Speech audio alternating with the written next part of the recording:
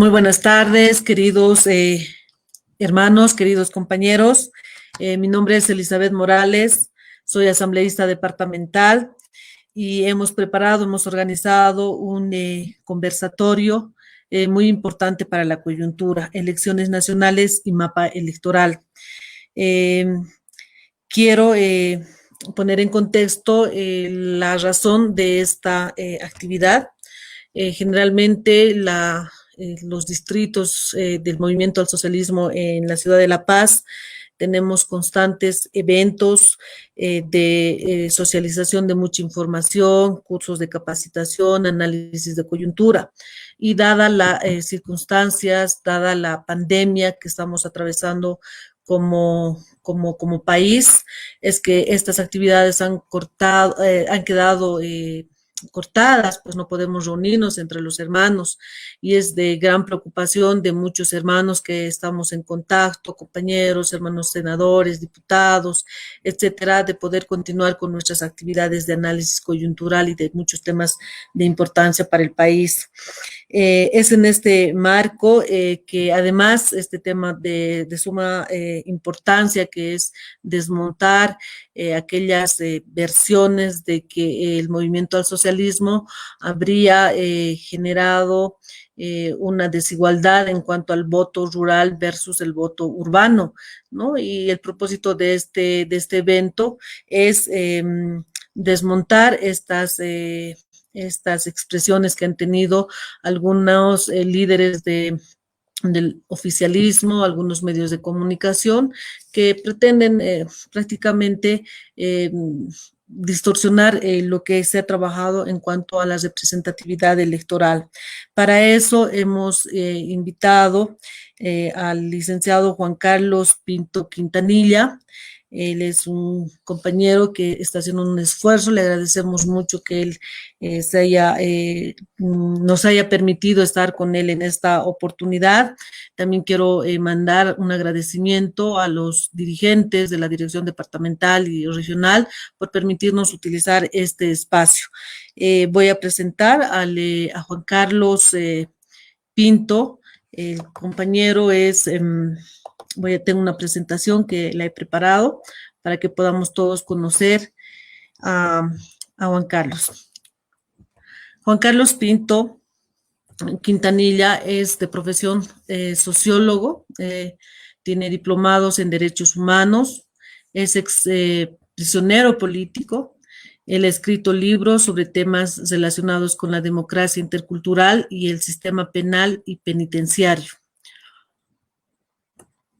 Ha sido coordinador nacional de la Pastoral Penitenciaria de la Iglesia Católica, fue coordinador nacional de la REPAC, Representación Presidencial para la Asamblea Constituyente, y posteriormente coordinador general de la organización y sistematización de la Enciclopedia Histórica Documental del Proceso Constituyente Boliviano. Fue director nacional del Servicio Intercultural de Fortalecimiento Democrático, SFIDE, del órgano electoral plurinacional de Bolivia. Actualmente es director general de Fortalecimiento Ciudadano en la Vicepresidencia del Estado Plurinacional. Damos la bienvenida a Juan Carlos. Muchas gracias por estar en este evento para nosotros, para la estructura política y para la ciudadanía en común.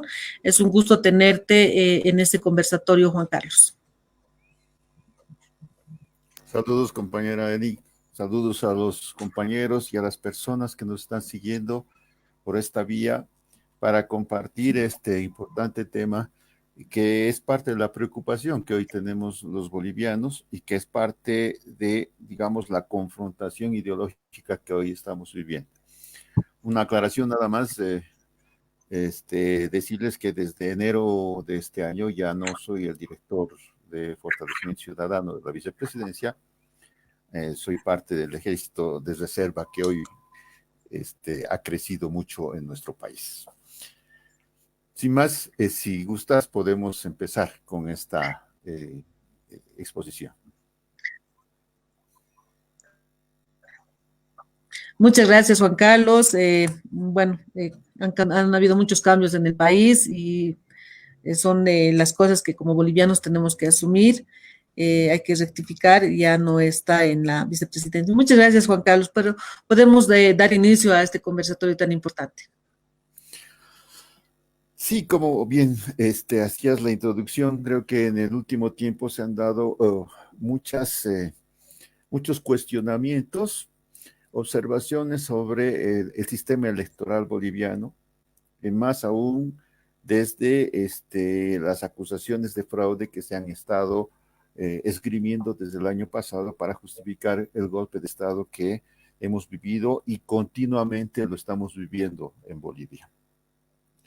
En esta perspectiva y cuando ya se marcaban algunas fechas tentativas, empezó a esgrimirse nuevos argumentos en la posibilidad de justificar de que todo el sistema electoral, el sistema democrático boliviano, de alguna forma se había organizado y apuntalado en función de un partido en particular, del MAS y PCP, para justificar su esquema de poder. Esta acusación tiene de por medio ahora el tema de justamente mencionar el hecho de que existe una desproporción deliberada de parte del MAS para generar de que 3 votos rurales son equivalentes, 3 votos urbanos son equivalentes a 3 votos rurales equivalentes a 1 urbano. Al revés, más bien. Sin embargo, estamos hablando de que esta idea de que se ha hecho crecer deliberadamente el padrón a nivel rural para lograr una mayor representación, es uno de los argumentos, entre otros, que están avanzando en la perspectiva también de decir la pandemia que estamos viviendo, la situación crítica, la situación difícil y incluso el último argumento está relacionado al tema de la situación de fraude que pretende ir acumulando elementos para quitarle la personería jurídica al propio MAS. Creo que este es un contexto político general, pero tenemos que ir desarmando uno a uno estos argumentos porque en el fondo lo que se está buscando es justamente generar un sistema, entre comillas, democrático, más bien de golpismo permanente en el país, que pase por encima de la Constitución, la legislación vigente y en definitiva pueda legitimar lo que hoy tenemos como sistema de gobierno vigente, pasando sobre los derechos de las personas, pasando sobre los derechos de la representación política que tienen los distintos espacios de ciudadanía que hoy tenemos. Y en esa perspectiva creo que es pertinente hablar de estos argumentos que no son un tema tan solo de números, son principalmente de la política y la forma en la que estamos organizándonos o debatiendo en el país. Por una parte, y para que podamos entendernos, este país ha nacido justamente en una representación con una digamos, una intención de que la República genere una representación que básicamente era conocida como censitaria y que duró básicamente hasta el 52. ¿Qué significa eso? Que solamente los elegidos, los que tenían las cualidades y características de ciudadanía ejemplar, podían tener derecho a elegir y a ser elegidos. Y estamos hablando del hecho de que, por tanto, quienes en 1800, con la primera constitución en 1826, asumieron esos derechos y en las siguientes constituciones también se ratificó, eran básicamente hombres que sabían leer y escribir, que no dependían en calidad de ni de esclavitud ni de mitanaje de otras personas y que contaran con algún recurso independiente. ¿Qué significa eso? Que la mayoría, básicamente, al nacer este país, el 95% aproximadamente, estaba excluido de esos derechos de ciudadanía. Esto duró hasta el 52. Y después del 52, de alguna forma, el voto universal solamente instauró de alguna forma el derecho al voto, entre comillas, pero no el derecho a ser votado, porque de alguna manera esta mirada racista con la que nació este país prevaleció. El hecho de decir, bueno, los que tienen que ser elegidos tienen que ser blancos, con conocimiento y con dinero. Es un país donde la mayoría indígena originaria campesina es justamente la raíz de lo que nosotros somos. Y este es un punto central que vamos a arrastrar históricamente hacia adelante. Vamos a hablar de que a través de los golpes de Estado que hemos vivido, frente a unas mayorías que nunca dejaron de levantarse, de insurreccionarse frente al abuso, estamos hablando de golpes militares, pero también estamos hablando después de democracias neoliberales que nos han pintado de otra forma el mismo discurso. Los dueños de los partidos de alguna forma ejercieron esta misma característica de decir quiénes son los llamados a gobernar, quiénes son los llamados a mandar, no solamente en el país, sino en los espacios de partido. Estamos hablando básicamente también de una mirada no solamente oligárquica, sino también patriarcal, que se reproducía al interior de la identidad familiar, al interior de los partidos, que básicamente tenían hombres en la cabeza, y que asumían de que esa era la forma en que la democracia debería participar. Democracia entendida para ellos como precisamente elitaria. Hay quienes han nacido para mandar y hay quienes solamente para obedecer o para votar, simplemente. Entonces, la democracia en ese contexto es una falacia. Es decir, sí te llaman y te convocan a que decidas, pero en definitiva ellos son los que deciden. Y en definitiva ellos también te bombardean con información para que tú votes por ellos y que sientas que tú eres tan insignificante que no eres capaz de también tener esa representación. En ese contexto nos hemos movido demasiado tiempo hasta llegar a momentos insurreccionales, momentos complicados en nuestro país que han permitido transformaciones importantes. Y siempre el pueblo organizado se ha detenido en los umbrales de la democracia, en la posibilidad de demandar su voto y su participación. Y eso es lo que ocurrió en 2005, cuando justamente esta mayoría decidió votar por uno de la mayoría y empezó un proceso de transformación importante en el país. El proceso constituyente, de alguna forma, legitimó lo que en realidad éramos, un país con mayorías indígenas originarias campesinos, un país que también había olvidado que más de la mitad de este país son mujeres y que de alguna forma tenían que estar inscritas en la representación política que existe en este país para hacer gobierno, para hacer Estado. Y eso es lo que empezó a transformarse, con muchas complicaciones, muchos enfrentamientos e intentos de golpe de Estado, por supuesto, por parte de las minorías que se habían atrincherado regionalmente para intentar detener esas transformaciones.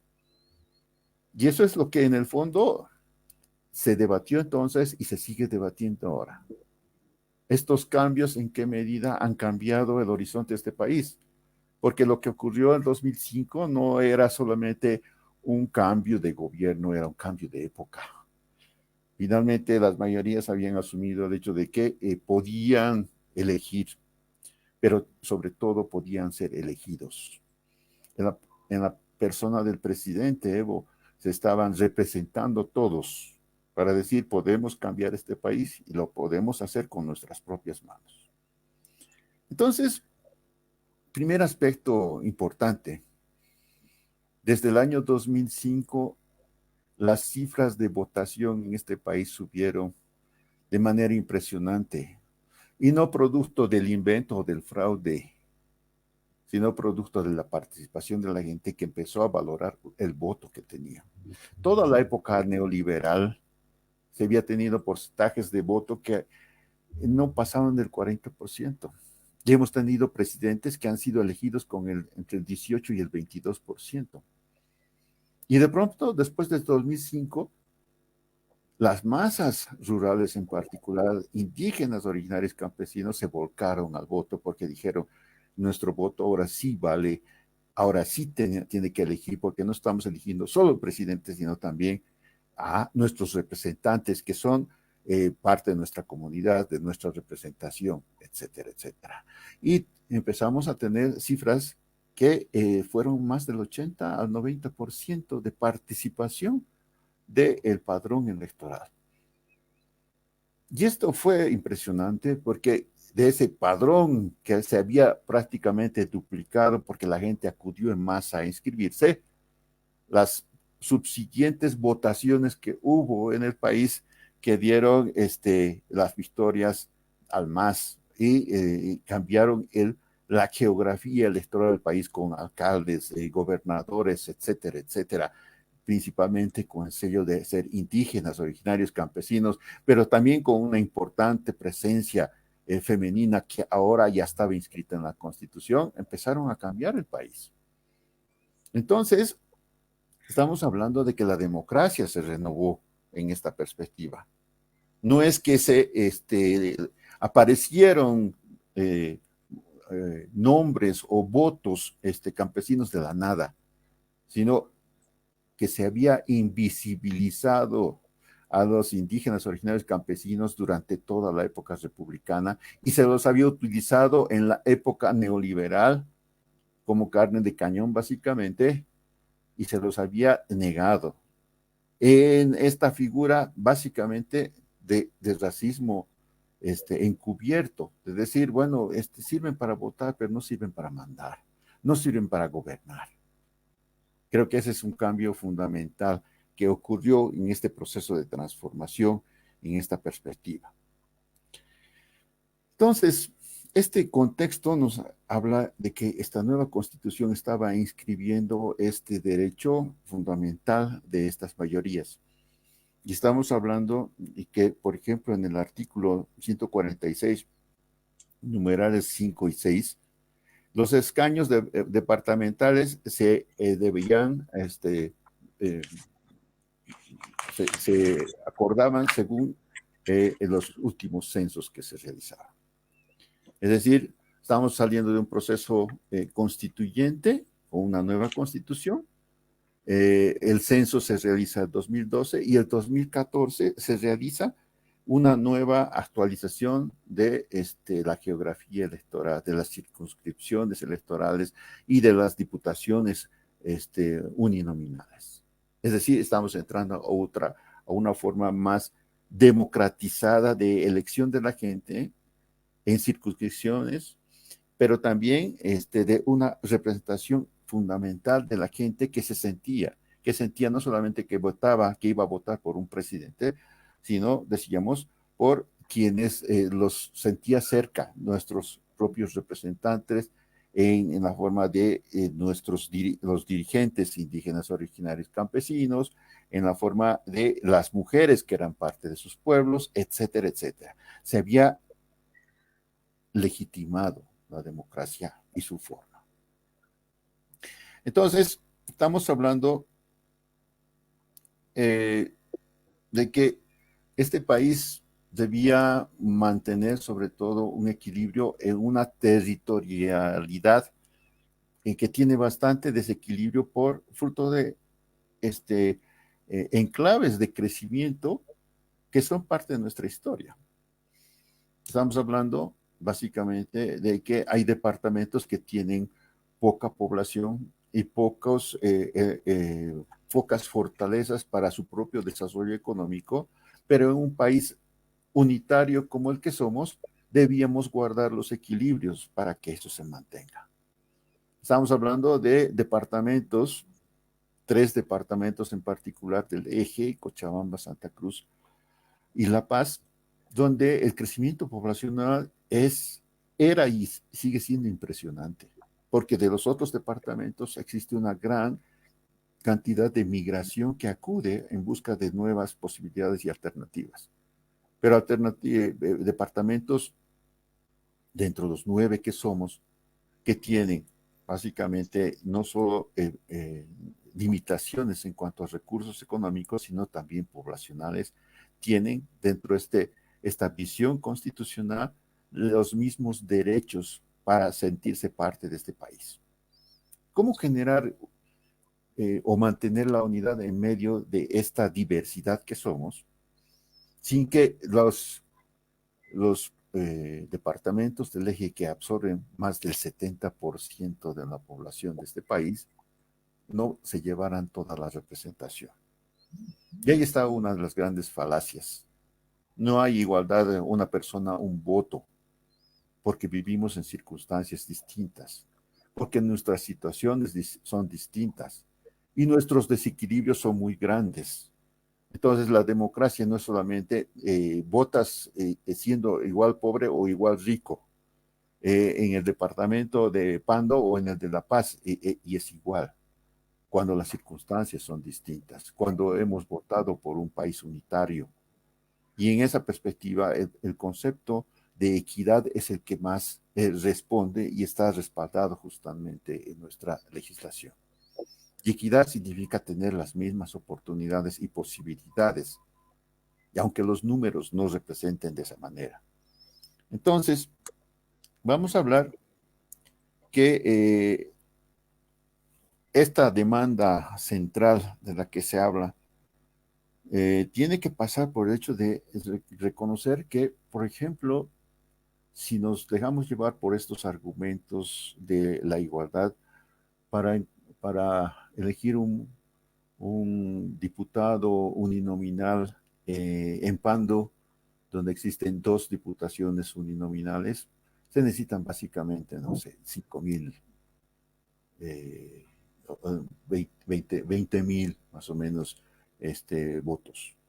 Pero en La Paz se necesitan cerca de 400.000. Es decir, es desequilibrado en términos de igualdad, pero es equitativo en términos de que la representación de cada departamento es parte de lo que somos como Bolivia. Pero no solo eso, sino que esta discusión constitucional que se llevó a cabo en el proceso de elaborar la nueva constitución, también se hizo una reivindicación fundamental de lo indígena, originario, campesino, que es nuestra raíz fundamental como país. Y en ese sentido se habló de que tenemos identidades que nunca figuraron en el mapa de identidades de este país. De las 36 identidades que están, pero que no tenían una representación directa. Y en ese sentido hubo una gran discusión y de 36 se bajó a 20, después a 14 y finalmente quedaron 7. 7 representantes indígenas, originarios y campesinos elegidos en los 7 departamentos donde son minoría. Y su cantidad no es la que se marca, sino su representación. Lo importante es que son para que seamos país en ese sentido. Y ellos son los que definen en cabildos, en sus comunidades, quiénes son los candidatos en ese sentido por votación directa en muchos casos. Entonces, estamos en un marco de construcción de una democracia intercultural. Somos herederos de una tradición, entre comillas, democrática mundial, pero estamos buscando tener un sello propio en esta forma de decidir y de organizarnos y de funcionar, porque también somos diferentes, pero también somos iguales y somos parte de un mundo que construye la participación ciudadana, el equilibrio para generar mejores sociedades y mejores países.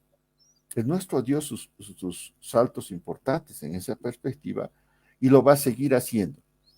Creemos que esto es importante subrayar, es decir, lo que se está cuestionando en este último tiempo no es solamente una forma de transformación de números o de desigualdad según algunos, sino que se está cuestionando es el protagonismo de una mayoría indígena, originaria y campesina, siempre ignorada por las oligarquías y los poderes dominantes.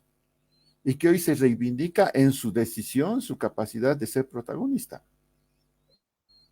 Y lo reivindica en cuanto a números, y lo reivindica en cuanto a necesidad de esta ciudadanía intercultural que Bolivia demanda y que es un modelo para el mundo, porque el mundo también está deliberando cómo hacer que todos participemos desde nuestras identidades, desde nuestras formas de ser y desde nuestros números también.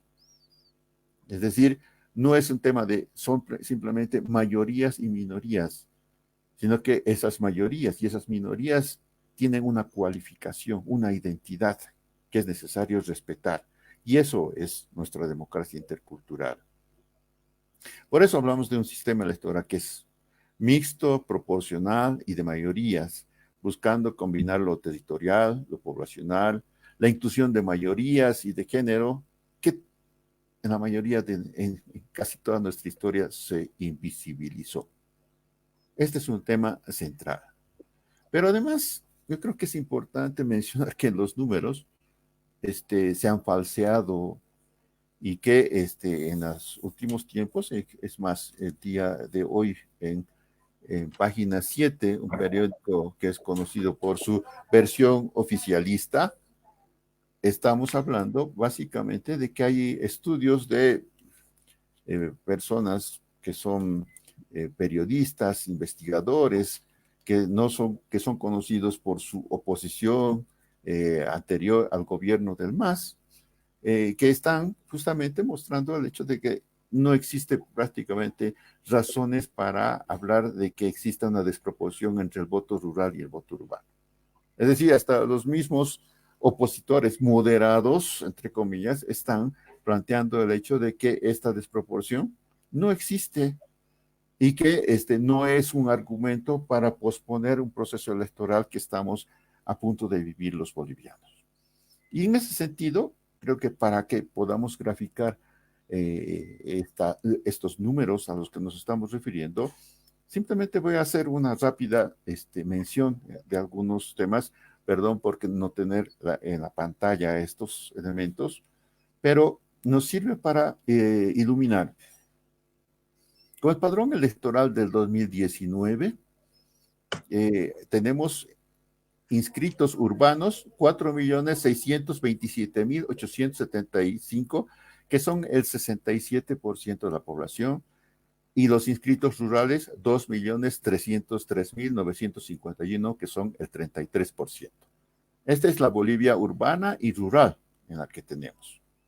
Y básicamente estamos hablando de que a nivel de senadores, por ejemplo, tenemos que tenemos 36 senadores que se eligen, 4 por departamento, y estamos hablando de que los elegidos en números, básicamente, que el Senado, para llegar al Senado, el 78% son elegidos por el voto urbano y el 22% por el voto rural. En cuanto a los diputados plurinominales que van junto con el que va como candidato para la presidencia, que son elegidos 60, básicamente, el voto urbano determina el 87% y el voto rural determina el 13%.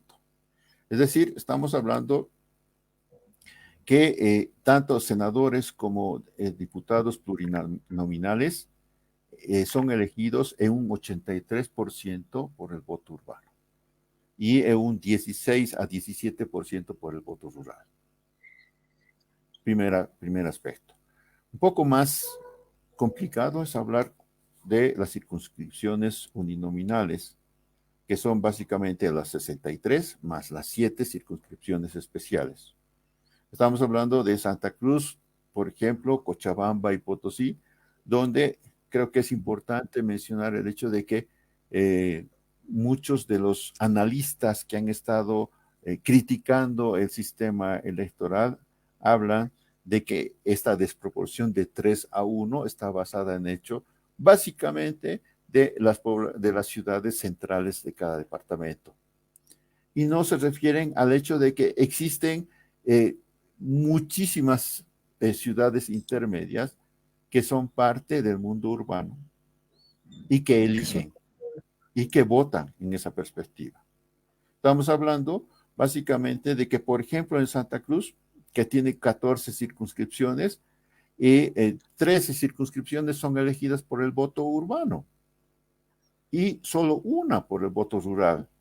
Y estamos hablando básicamente que en esas 13 circunscripciones hay 10 ciudades intermedias importantes.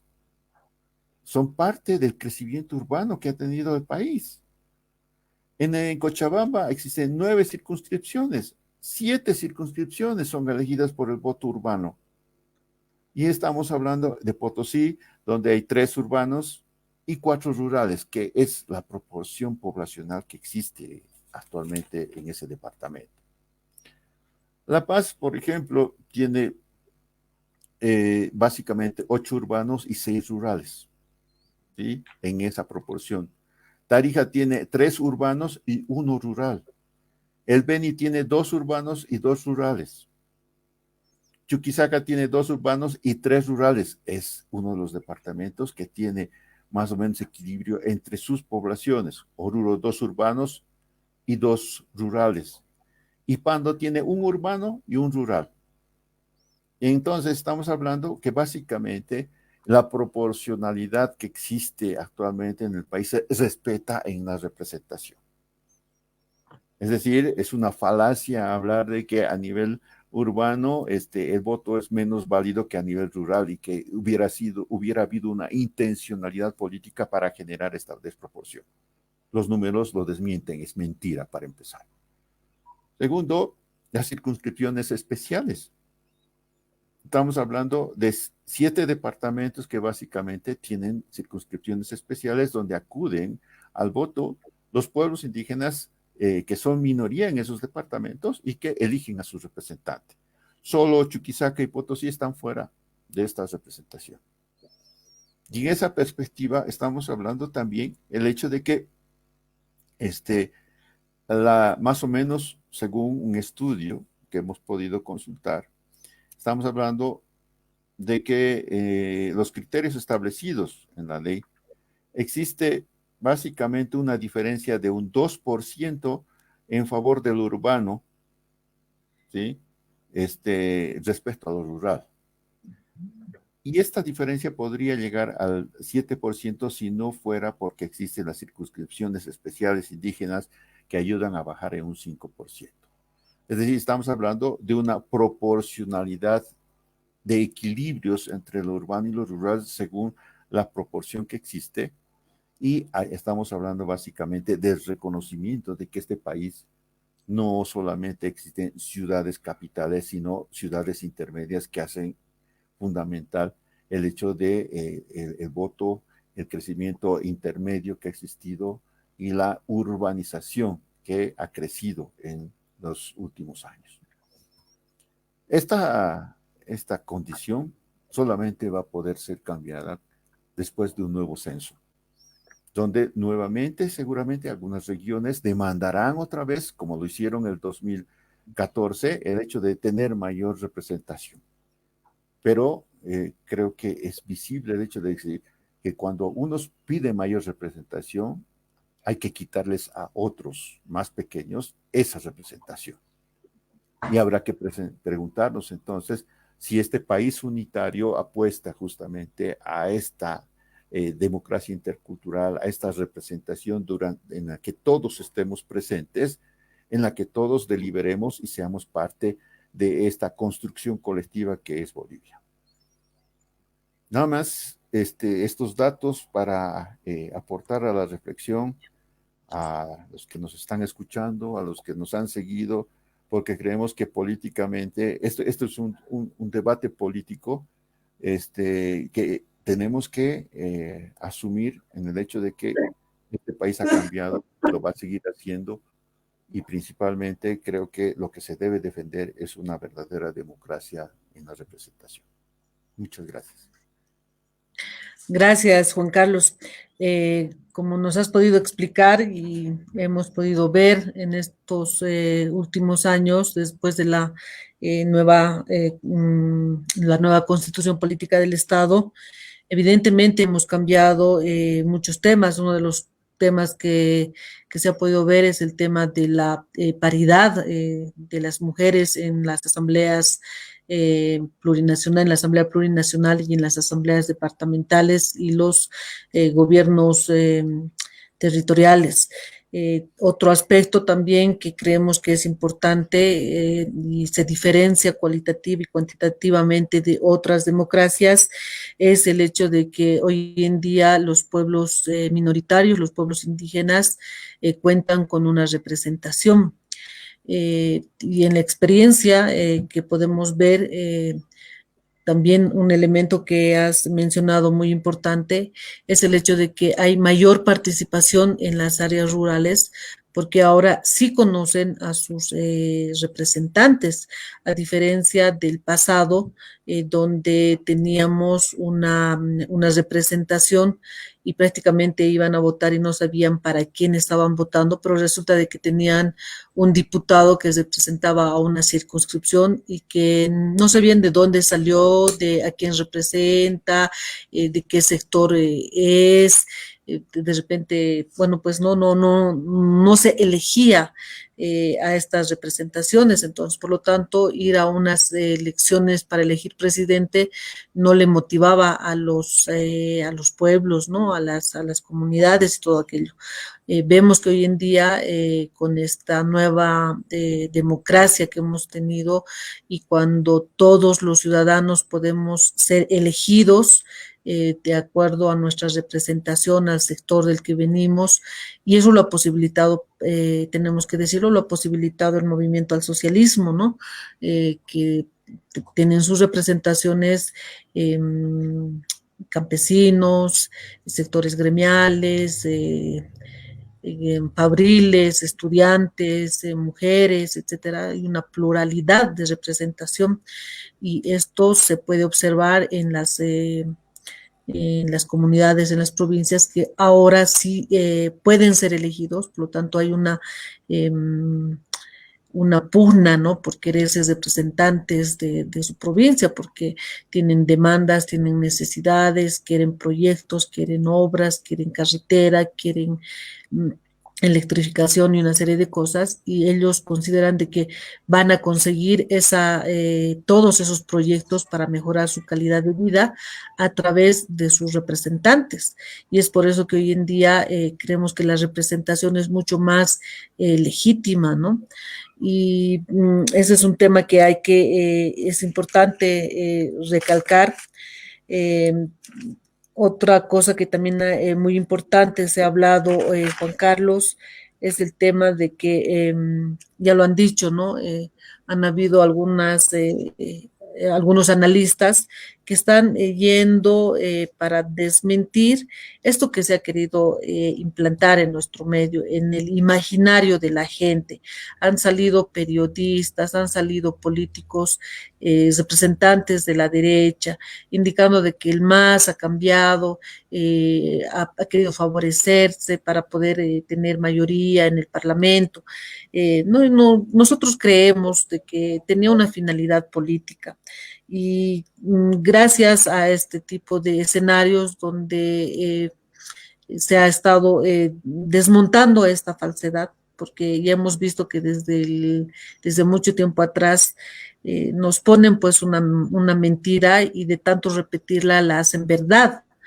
Y si nosotros no vamos generando un debate, no vamos generando información para la población, con información, con datos, con elementos, etcétera, la población puede creer. Y había ese riesgo, hay ese riesgo todavía ya ha bajado el nivel, Juan Carlos, ya ha bajado el nivel de que había unas voces que decían, no, pues tiene que cambiar el padrón electoral, tenemos que volver a la anterior manera de elección, no puede ser que en la Asamblea Plurinacional haya mucha representación rural, ¿no? O sea, nos miran como rurales cuando son representantes de diferentes sectores.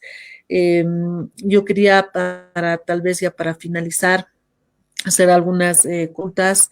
El tema del cambio de los escaños de la representación cruza por una ley nacional o solamente es una competencia del Tribunal Supremo Electoral, ¿no? La reorganización de los escaños. Esa es una pregunta. Y la otra, y es una pregunta un tanto tal vez mal pensada, pero creo que hay que decirlo, eh, cuál era o cuál es la finalidad de estas voces de generar una falsa información en la población, indicando que hay una desproporción del voto, ¿no? De que hay un voto me he anotado aquí, que dicen que el 30% del voto rural elige al 60% de diputados y senadores y de que del 70% de la población urbana solamente elegimos a un 40%. Si bien ya lo has explicado en términos cuantitativos, o sea, ya nos has explicado de que con datos y con información de que es al revés, de que hay una representación proporcional, hay una elección proporcional, pero viendo más allá con ojos mucho más políticos tal vez, ¿cuál era la finalidad de implementar esta falsa verdad, esta falsedad como una verdad en el imaginario de la población? Sí, Eli, dos cosas rápidas en esa perspectiva. Creo que la ley es clara en el hecho de decir, primero que no se modifica cuando uno le da la gana la geografía electoral establecida. Esta geografía actual que guarda estos equilibrios que hemos mostrado, ha sido construida justamente a partir del censo del 2012 y asumió el Tribunal Supremo Electoral la tarea de generar esta geografía electoral que hoy tenemos, guardando los equilibrios que hasta la oposición acepta de que básicamente existe básicamente. Tres estudios desmitifican que el voto rural pese más que el urbano.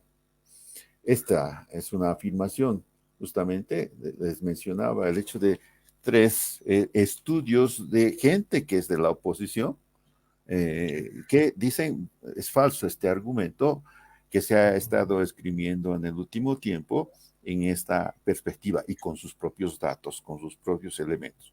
Por tanto, está fuera de curso una discusión sobre la geografía electoral actual. El 2022 tendremos seguramente otra discusión cuando haya un nuevo censo, pero mientras tanto, más bien lo que sí debemos juzgar es la intencionalidad política que existe detrás de estos elementos de intentar mostrar de que lo rural sea privilegiado en contra del urbano, de el hecho de que no tenemos posibilidades por los grandes peligros que existe actualmente para ir a una elección en pandemia. Y finalmente, les decía el último argumento, que es el hecho de decir se tiene que descalificar al MAS como entidad de representación política por el fraude del año pasado. Entonces, esto es lo que está mostrando un argumento que tiene como finalidad el prorroguismo del actual sistema golpista y en esa perspectiva intentar que todos estos argumentos sean tomados en cuenta hasta que se puedan cumplir y ellos puedan ajustar y volver hacia el pasado a esta, digamos, proporción censitaria de entender la democracia. ¿Qué significa? De que finalmente solo se queden ellos en el panorama democrático en la posibilidad de ser elegidos y borrar a las mayorías que en estos años han generado esta representación que hoy es constitucional. Se habla incluso de la modificación constitucional, de la búsqueda, de la necesidad para ellos de volver a la república antes que el Estado plurinacional. Hay una intencionalidad política con argumentos falaces en esa perspectiva. Y por eso estamos hablando de la necesidad de defender con datos, con situaciones y con lo que ha ocurrido en este país en estos más de 14 años, que han generado justamente el protagonismo de una mayoría indígena originaria y campesina y una representación femenina antes también negada, hasta el 52 de manera visible, pero después del 52 fue una representación formal que nunca se cumplió. Y hoy la representación nacional y departamental cuenta con indígenas originarios campesinos, con mujeres y con este país que definitivamente ha hecho y está construyendo una democracia verdadera para todos. Eso es lo que hay que defender. Estamos defendiendo a través de la representación del MAS y más allá del propio MAS, una verdadera democracia.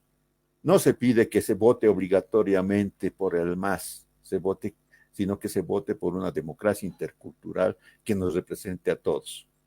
Eso será el derecho de cada ciudadano, el derecho comunitario incluso de deliberar por quién se sienten mejor representados, pero siempre y cuando las condiciones de la participación democrática sean equitativas.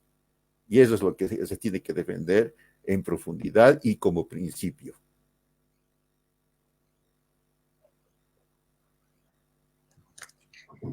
Gracias, Juan Carlos. Definitivamente, con estas conclusiones, ¿no? Hay que recordar siempre, recuerdo antes de la Constitución, se pedía una participación del 18% de mujeres en la Asamblea Plurinacional, ¿no? Y con eso las mujeres de aquel entonces estaban tranquilas, ¿no? Con esa representación, pero y es gracias, y hay que decirlo, es gracias al gobierno del expresidente Evo Morales, es que se da mayor participación a las mujeres, ¿no? Que también he escuchado por ahí algunos análisis que dicen que no es que porque sea mujer que vaya, no sirve de nada que hayan 50% de mujeres, ¿no?